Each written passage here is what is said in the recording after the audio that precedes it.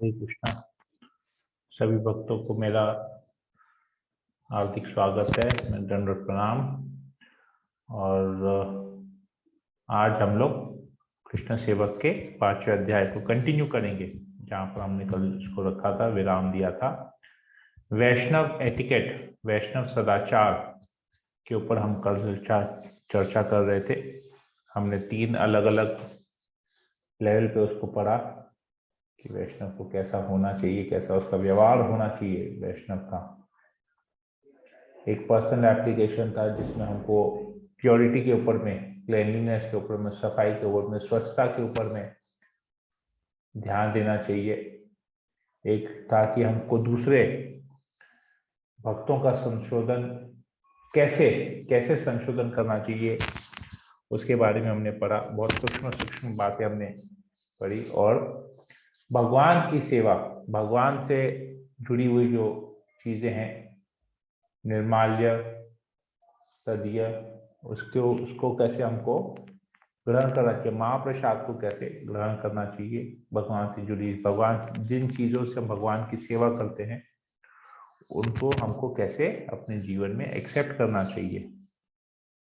और फिर अंत में हमने देखा कि किस प्रकार हमको दूसरों में केवल अच्छाई देखनी चाहिए, उनका प्रयास करना चाहिए, अच्छाई देखने का हमको प्रयास करना चाहिए। बहुत प्रैक्टिकल बातें हमने की, क्योंकि हम लोग सब भक्ति कर रहे हैं, साधना कर रहे हैं, तो बहुत कई बार ऐसा होता है कि हम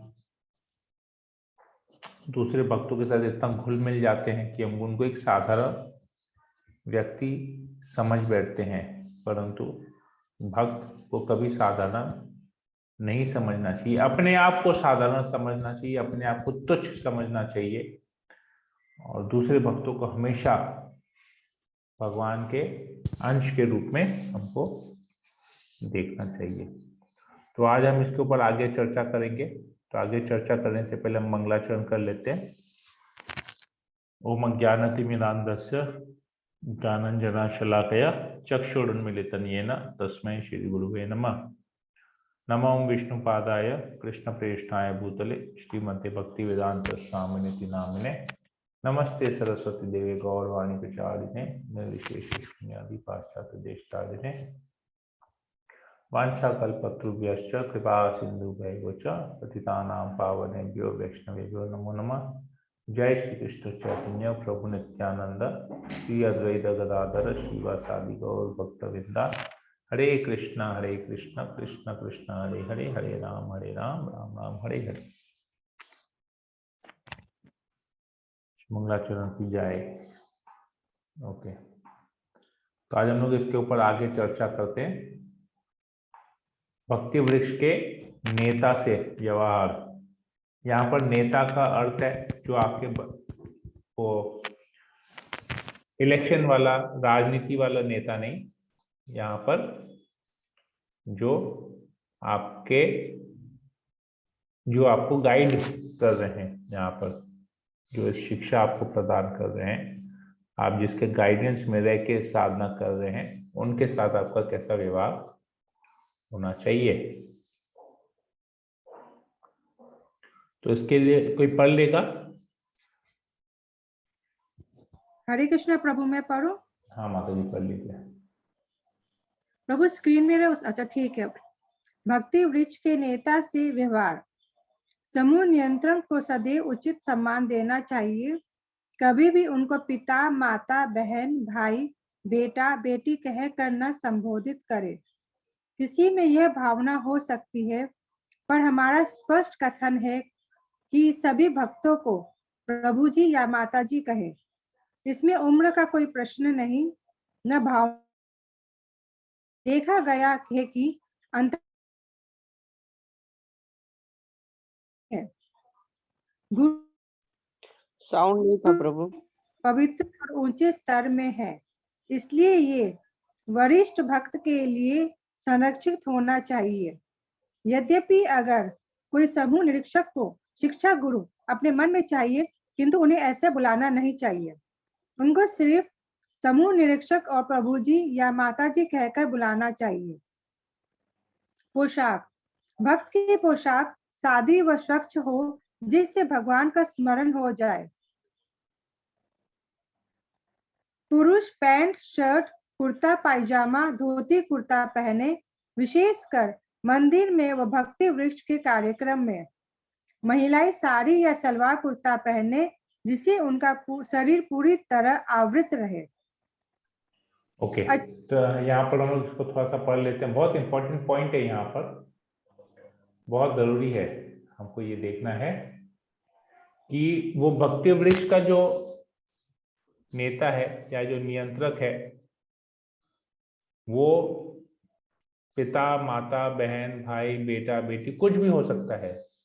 छोटी उम्र का भी हो सकता है, बड़ी उम्र का भी हो सकता है, भाई की उम्र का भी हो सकता है, माता जी तो बहन की उम्र की हो सकती है, ज्यादा एल्डरली है तो माता पिता की उम्र के भी हो सकते हैं। पर हमको इन शब्दों से उनको संबोधित नहीं करना चाहिए। ये भावना हो सकती है, पर भक्तों को अगर वो प्रभु में मेल है तो प्रभु कहना चाहिए, अगर फीमेल है तो माता जी कहना चाहिए। उम्र नहीं देखना चाहिए, भाई वो हमसे छोटा है या हमसे बड़ा है, हमको प्रभु जी और माता जी बोल के हमेशा संबोधित करना चाहिए। जो हमारे सीनियर हैं उनको, सीनियर का मतलब यहाँ पर है कि जिनके अंडर में हम गाइडेंस ले रहे हैं। प्रभु उनके आवाज लिए कट रहा है, प्रभु आवाज नहीं आ रहा है। मेरा आवाज कट रहा है, सबके लिए हो रहा है क्या ऐसा? हाँ कट रहा है प्रभु, ब्रेक हो रहा है। कट रहा है हाँ कट रहा है ना। आवाज। एक मिनट में देख रहा हूँ उसको, एक मिनट।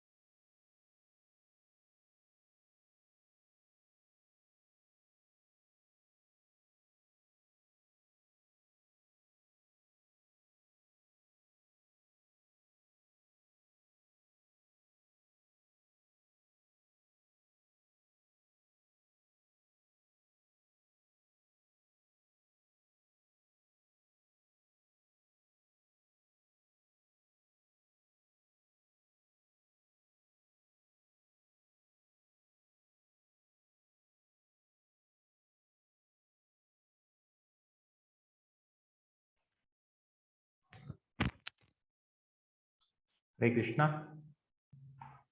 अभी मेरा आवाज ठीक जा रहा है? हाँ प्रभु जी। ओके, अभी आवाज ठीक जा रहा है ना? ठीक है। ओके, तो हम लोग ये चर्चा कर रहे थे कि हमको कभी भी जो भी हमारे सीनियर हैं, जो जिनके गाइडेंस में हम क्लास कर रहे हैं, जिनसे हम शिक्षा ले रहे हैं, चाहे वो उम्र में छोटे हो या बड़े हो, हमको उनको किसी रिश्ते के हिसाब से नहीं संबोधित करना चाहिए। अगर वो पुरुष है तो प्रभु जी कह के संबोधित करना चाहिए, और अगर वो स्त्री है तो माता जी कह के संबोधित करना चाहिए, चाहे उम्र में छोटे हो चाहे बड़े हो। भावना को नहीं देखना चाहिए यहाँ पर, क्योंकि अगर ऐसा होता है हमको उसको भाई या बहन नहीं बनाना चाहिए, माता पिता दादा दादी कोई रिश्ता उससे स्थापित नहीं करना चाहिए। एक ही रिश्ता होना चाहिए, गुरु और शिष्य का रिश्ता होना चाहिए, वही एक रिश्ता हैगा। बाकी सबसे कठिनाइयां होंगी, थोड़ा सा मटेरियल अटैचमेंट हो जाएगा। मटेरियल अटैचमेंट नहीं रखना है, भौतिक अटैचमेंट तो ऑलरेडी है, सबके माँ बाप हैं, सबके भाई बहन हैं, सबके पुत्र पुत्री हैं, तो उससे अटैचमेंट है। उस अटैचमेंट को कैसे निकले बोल के तो हम लोग भक्ति में आ रहे हैं, भक्तों से रिश्ता जोड़ रहे हैं। अब भक्तों में आके भी वापस यही करेंगे, माता पिता भाई बहन बेटा बेटी बनाना चालू करेंगे तो गड़बड़ हो जाएगा। वापस एक आसक्ति से बचने के लिए दूसरी आसक्ति, दूसरे एक रिश्ते से छुटकारा मिल नहीं रहा है और रिश्ता बनाने जा रहे हैं, तो ये हमको बहुत ध्यानपूर्वक हमको ये देखना पड़ेगा। और साथ ही साथ शिक्षा गुरु कह के उनको संबोधित नहीं करना है। शिक्षा गुरु हमारे मन में है, ठीक है ना, क्योंकि हम उनसे गाइडेंस ले रहे हैं, ठीक है, परंतु वास्तव में इस्कॉन के नियम अनुसार क्या होता है, दीक्षा गुरु और शिक्षा गुरु होते हैं। दीक्षा गुरु एक ही होता है, शिक्षा गुरु अनेक होते हैं। तो जो हमारे यहाँ पर विशेषकर जितने सन्यासी हैं जिनको जीबीसी से, इस्कॉन का एक गवर्निंग बॉडी है, जीबीसी उसको कहते हैं, वो जीबीसी एक पूरा ग्रुप बनाता है जहां पर वो सन्यासियों को देखते हैं कि कौन दीक्षा दे सकता है कौन नहीं।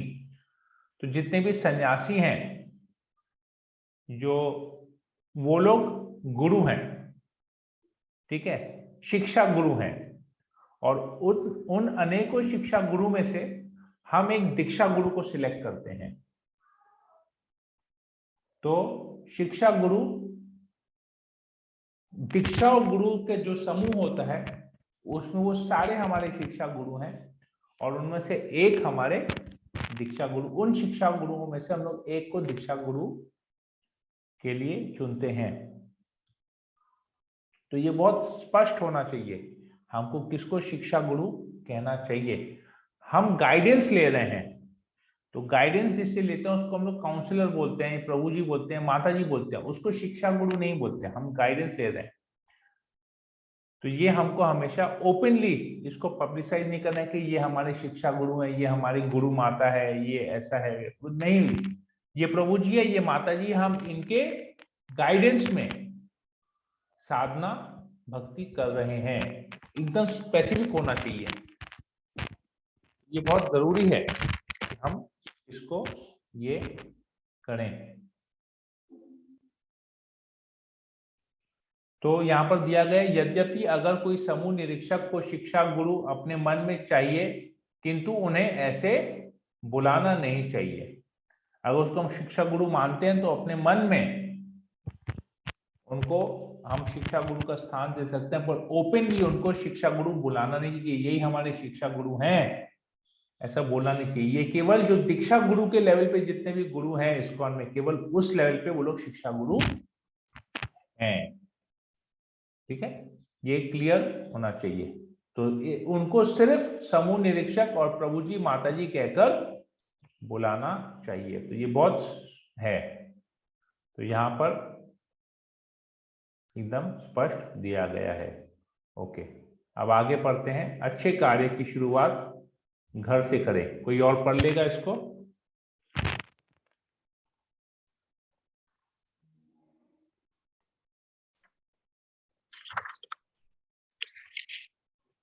कोमल, you wanted to read?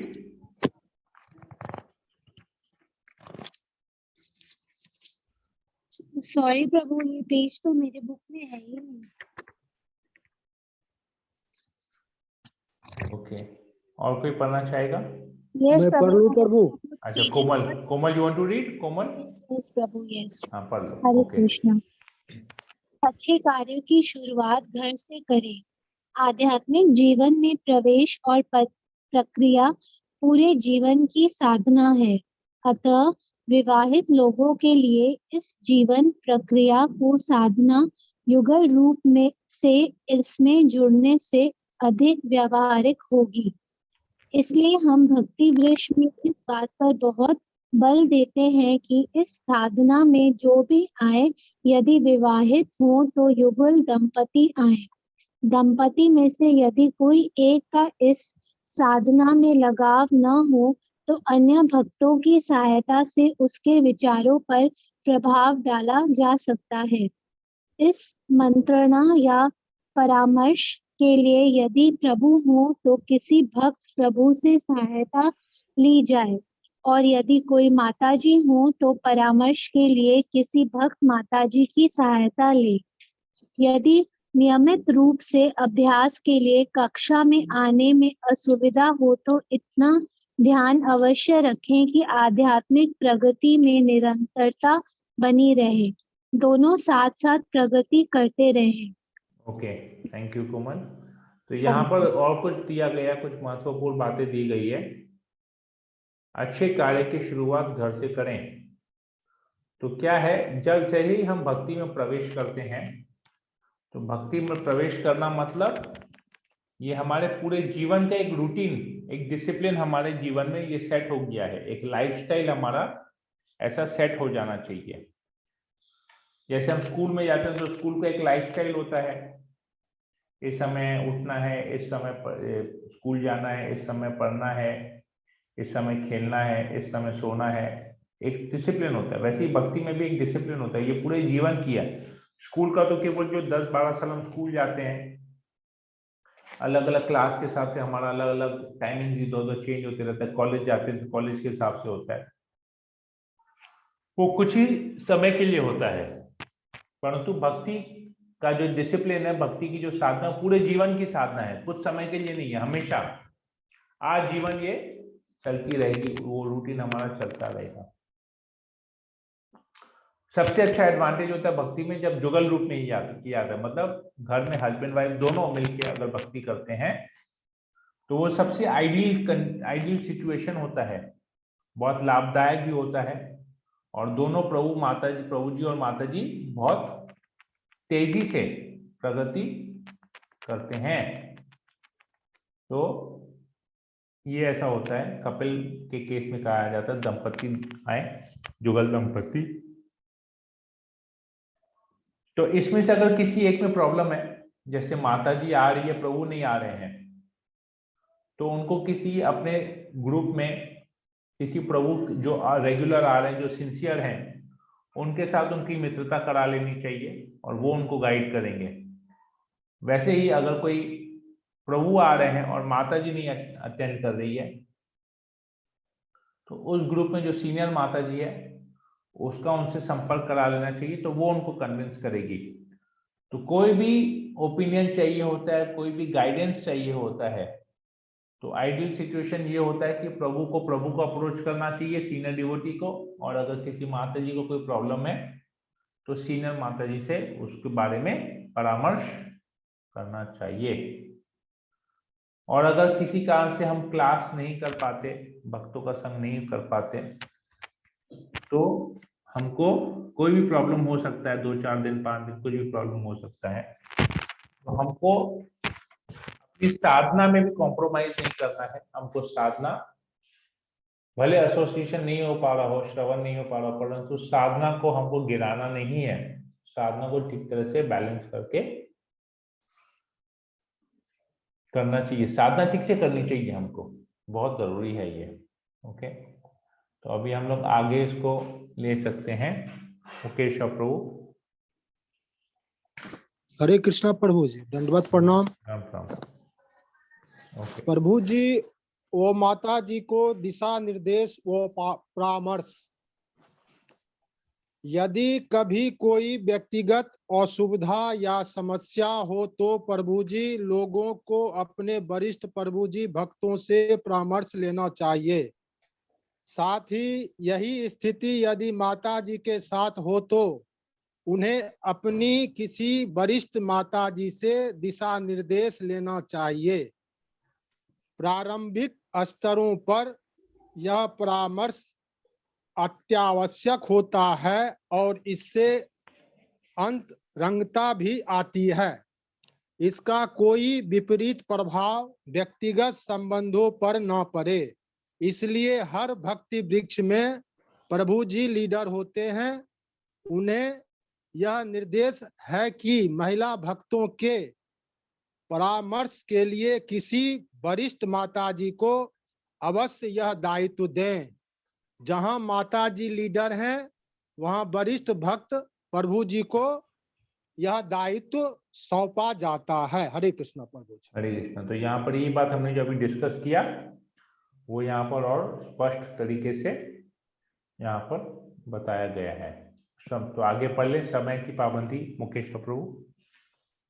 समय की पाबंदी, हर कार्यक्रम का समय नियत रहने पर भी कभी कभी भक्तों को आने में विलंब होता है, जिस कारण कार्यक्रम का प्रारंभ देर से होता है।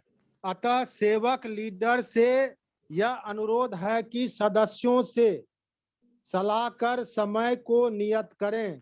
यदि किसी वजह से क्लास शुरू होने में देर हो तो भी उसका समापन समय पर ही किया जाना चाहिए।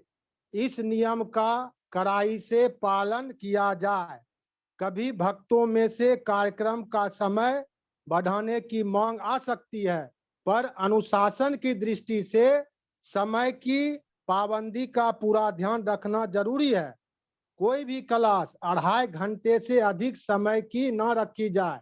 कभी किन्हीं आकस्मिक कारणों से किसी सदस्य को आने में विलंब हो सकता है, यह अनुपस्थिति हो सकती है। इस स्थिति में इस सदस्य को उचित है कि इसकी सूचना सेवक लीडर को दे, ताकि उनकी प्रतीक्षा में क्लास की पाबंदी पर प्रभाव ना पड़े। हरे कृष्ण। तो यह समय की ये एक्चुअली जब हम लोग फिजिकल क्लास करते थे ना पहले एवरी वीक, ये उसके लिए आता है कि बहुत भक्त लोग अलग अलग जगह से आते थे। कभी कोई ट्रैफिक में फंस जाता था, कभी कोई दूसरे कार्य में फंस जाता था, बारिश होती थी, मौसम की खराबी होती थी, तो उसमें विलंब हो जाता था। परंतु क्लास हमको हमेशा टाइम से स्टार्ट करना चाहिए। अगर लेट से स्टार्ट होता है पर बंद टाइम से करना, तो 2.5 घंटे का क्लास हुआ करता था। ये 2.5 घंटा आपका सब कुछ लेके है। पहले कीर्तन होता था, कीर्तन के बाद जप होता था, जप के बाद टॉपिक डिस्कशन के बाद क्वेश्चन आंसर के बाद प्रसादम। तो ये सब कुछ लेके ही पूरा 2.5 घंटे का एक वीकली सेशन हुआ करता था। अभी तो हम लोग रोज कर रहे हैं।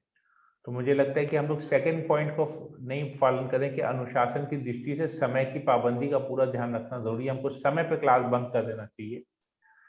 तो ये है। तो कल मैं सोच रहा हूँ कि अब से हम लोग 9 o'clock जैसे स्टार्ट करते हैं, 9:30 9:35 मैक्स हम लोग कंप्लीट कर देंगे। फिर क्वेश्चन आंसर सेशन अगर लेना है तो लेंगे, तो फिर रख देंगे। ओके, यहाँ पर उत्सव के बारे में थोड़ा सा दिया गया है।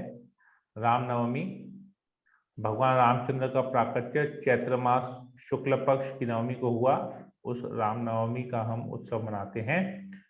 भक्तगण दोपहर तक उपवास रखते हैं। भगवान रामचंद्र जी की लीला व कथा का प्रवचन होता है। दोपहर के बाद पुष्पांजलि दी जाती है।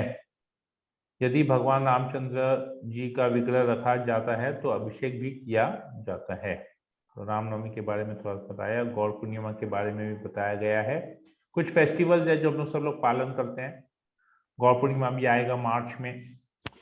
फाल्गुन मास की पूर्णिमा को गौरचंद्र का आविर्भाव हुआ। यह दिवस गौर पूर्णिमा नाम से उत्सव मनाया जाता है।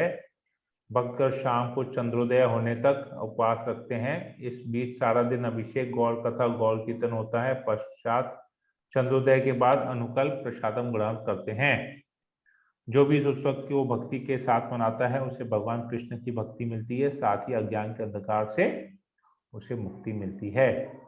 नित्यानंद त्रयोदशी, ये गौर पूर्णिमा के पहले आता है। जैसे बलराम जयंती जन्माष्टमी के पहले आता है, वैसे ही नित्यानंद त्रयोदशी गौर पूर्णिमा के पहले आता है।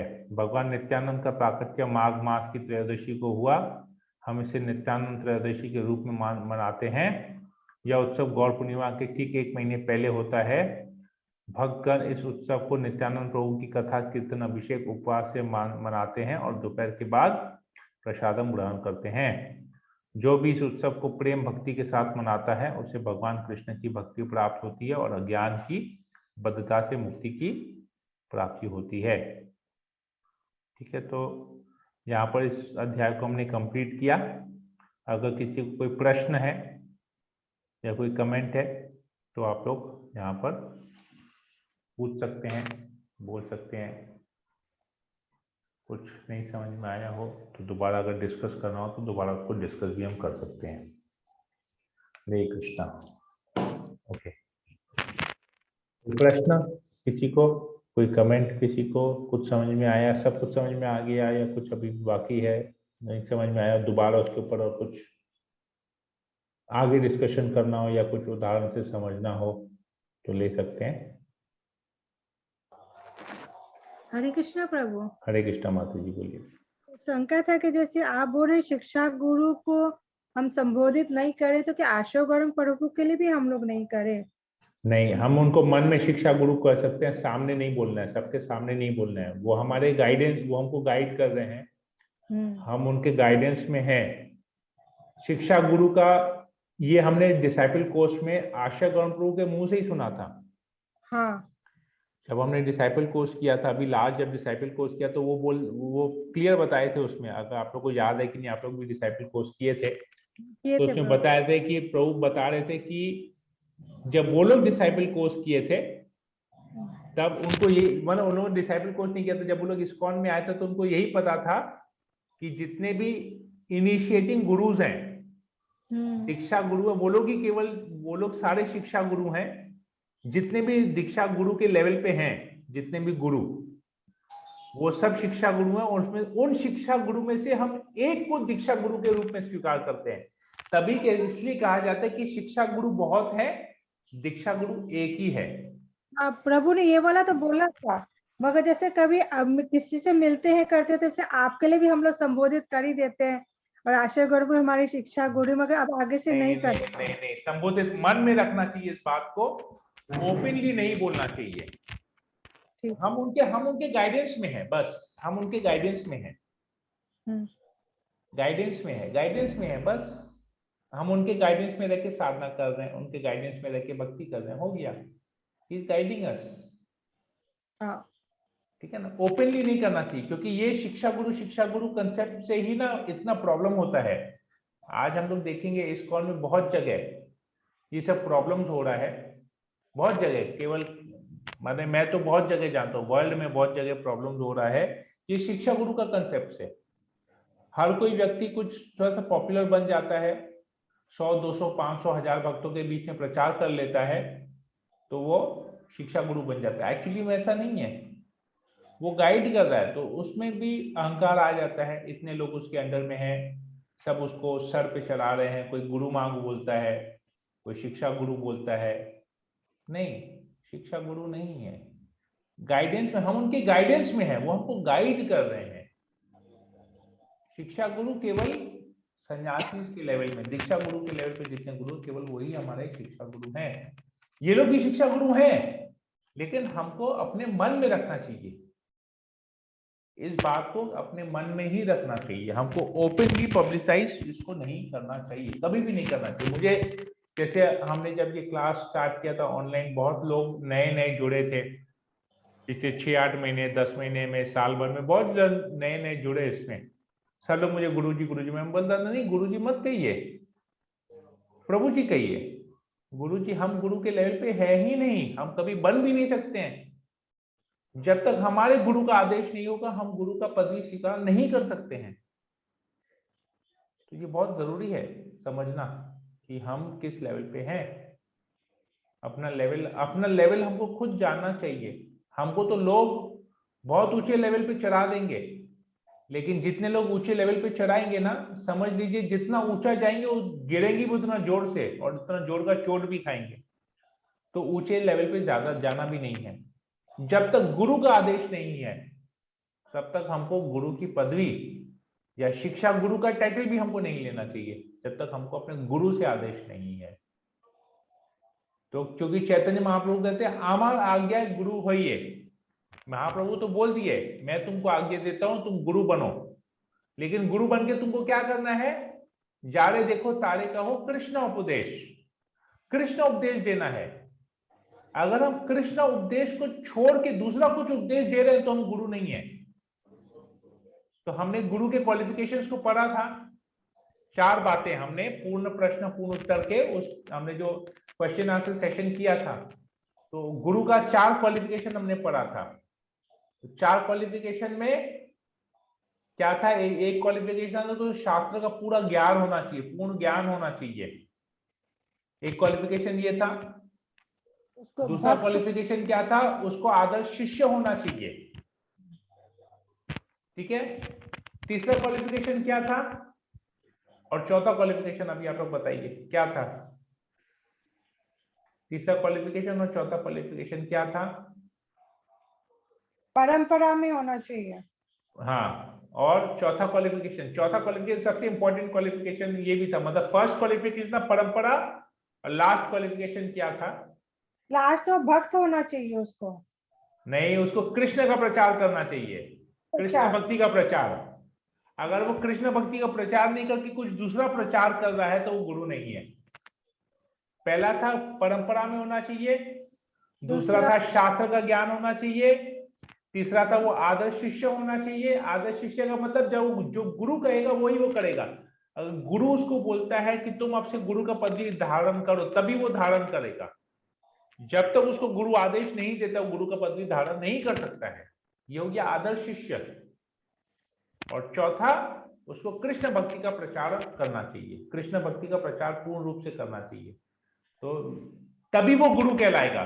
तो महाप्रभु क्या बोले, आमार आज्ञा गुरु है ये, जय तारो देश, जारे देखो तारे कहो कृष्ण उपदेश। तो कृष्ण उपदेश ही देना है, तभी हमको, जब हम कृष्ण उपदेश ही खाली देंगे तभी हमको गुरु का पदवी स्वीकार करना है।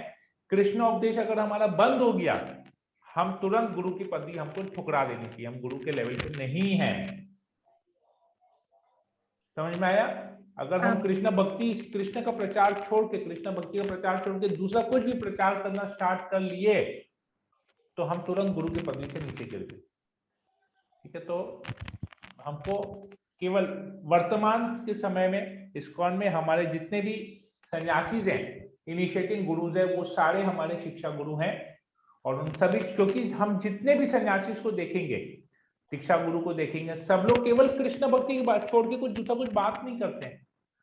आप राधानाथ महाराज का लेक्चर सुन लीजिए, आप परम पूज्य जयपटा का गुरु महाराज का लेक्चर सुन लीजिए, आप किसी भी इंद्रदुम्न स्वामी का महाराज का लेक्चर सुन लीजिए, भक्ति पुरुषोत्तम महाराज हालांकि इनिशिएटिंग गुरु नहीं लेकिन सन्यासी हैं, भक्ति पुरुषोत्तम स्वामी महाराज का लेक्चर सुन लीजिए। अभी हम असित कृष्ण महाराज, मैं वृंदावन गया था तो असित कृष्ण महाराज का मुझे संग करने का सौभाग्य प्राप्त हो। तो असित कृष्ण महाराज भी हमसे जो भी पूछे, मेरे बारे में जो भी उन्होंने जानकारी ली, केवल मेरे सेवा के बारे में जानकारी ली, मैं कौन से कास्ट में बिलोंग करता हूँ और मैं सेवाएं क्या करता हूँ, मैं मंदिर से कितना समय से जुड़ा हूं। तो वो लोग केवल कृष्ण भक्ति छोड़ के दूसरा कोई बात नहीं करते हैं।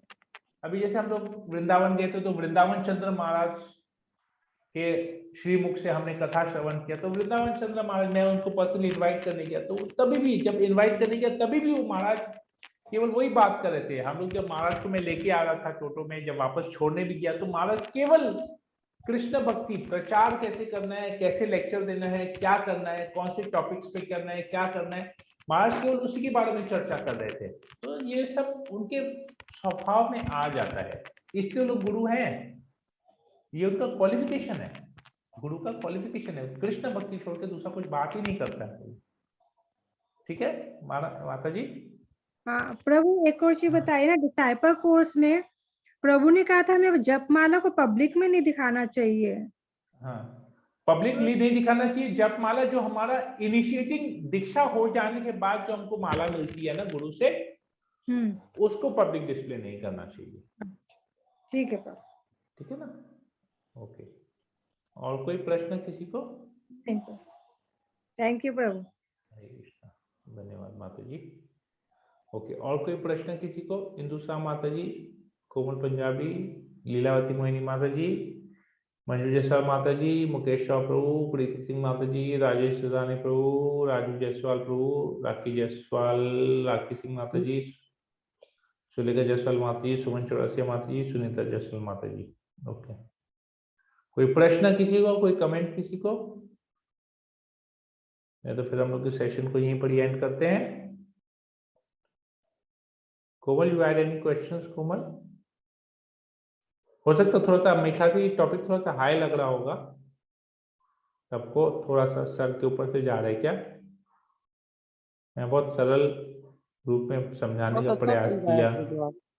आपके लिए तो ठीक है, आपका दीक्षा हो गया। मैं बाकी के मुंह से सुनना चाहता हूँ, और बाकी सभी भक्तों के मुंह से सुनना चाहता हूँ जो अभी 2, 4, 6, 8 महीना, साल भर से जुड़े हैं, साल 1.5 साल से, उनके लिए ये कैसा है वो मुझे जानना है। ये हाई है टॉपिक, थोड़ा सा ये ना सही है जो हमने जो भी 2 दिन में चर्चा किया वैष्णव सदाचार के ऊपर में, भक्तों के आपस का भक्तों के साथ कैसा संबंध होना चाहिए, व्यवहार के ऊपर जो हम किया, सही है क्या? कोई जवाब नहीं दे रहा, लगता है हाई हो गया बहुत। नहीं Okay, सब डाइजेस्ट- मोबाइल नो लगता है प्रभु, रख आप के बहुत डाइजेस्ट नहीं हो सिंपल। रहा है, हाजमोला लेना प्रभु। पड़ेगा, हाजमोला। बदहजमी हो रहा है क्या? एसिडिटी, गैस हो रहा है, इनडाइजेशन हो रहा है।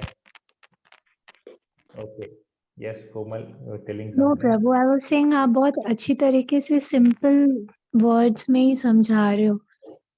It's Okay. नथिंग लाइक कि नहीं समझ में आ रहा है। ओके, राजेश इस्लानी प्रभु, यस। प्रभु सब ठीक था प्रभु। ओके, ठीक है, क्लियर है। और बाकी लोगों के लिए, बाकी भक्तों के लिए क्लियर है प्रभु, हरि बोल। हरि बोल, मुकेश बाबू क्लियर है। प्रीति सिंह ठीक है प्रभु, समझ समझ में आ रहा है। समझ में आ हरे रहा है? कृष्ण। हरे कृष्णा। ओके, समझ ऐसे माता जी समझ में आ रहा है। ओके, प्रीति सिंह माता जी, राजू प्रभु, राकेश सिंह माता जी, मुझे सब लगता है घर के तो काम करते करते सुन रहे होंगे, इसलिए शायद बोल नहीं पा रहे होंगे। हरे कृष्ण प्रभु जी, समझ हरे में आ कृष्णा। रहा है, ओके, समझ में आ ठीक रहा है। ठीक है। ओके, राकेश सिंह माता जी,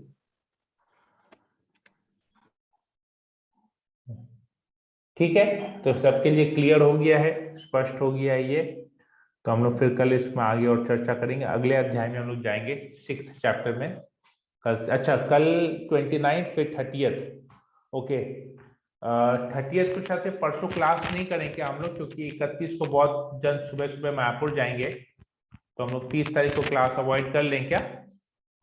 तो कल हम लोग कर लेते हैं फिर क्लास। नहीं प्रभु करिएगा, क्लास बंद मत करिए। ओके, ठीक है, शॉर्ट कर लेंगे, जल्दी कर लेंगे, ज्यादा लेट नहीं करेंगे फिर उसमें। ठीक है, तो फिर मैं यहीं पर ही एंड करता हूं इसको। वांछाकल्पतरुभ्यश्च कृपा सिन्धुभ्यश्च पतितानां पावनेभ्यो वैष्णवेभ्यो नमो नमः। अनंत कोटि वैष्णव वृंद की जय, श्रील प्रभुपाद की जय। हरे कृष्णा।